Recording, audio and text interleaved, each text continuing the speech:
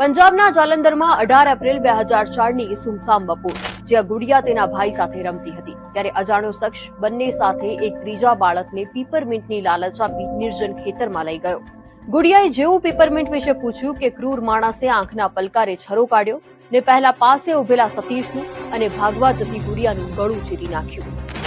બે માસૂમોના ગળા વેતરી નાખનાર તે સામાન્ય ગુનેગાર નહીં, ભારતનો એક્સ આર્મી મેન, ક્રૂર બેબી કિલર દરબારાસિંહ હતો.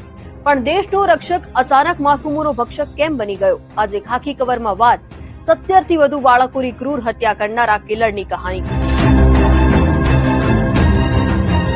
અમૃતસરના નાનકડા ગામમાં જન્મેલો દરબારાસિંહ આર્મીમાં હતો, પણ કોઈ મુદ્દે મેજર સાથે ઝઘડો થતા તેને મેજરના ઘર ઉપર હેન્ડ ગ્રેનેડ ફેંક્યો અને આર્મીમાંથી બહાર થયો.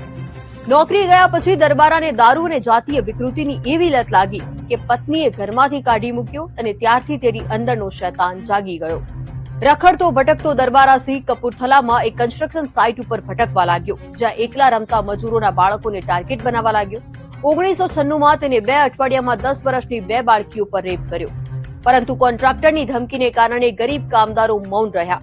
આ તરફ દરબારાને જોમ ચડ્યું. 1 અઠવાડિયા પછી તેને ફરી એક બાળકી પર રેપ કર્યો. આખો વિડિયો જોવા માટે ડાઉનલોડ કરો દિવ્ય ભાસ્કર એપ.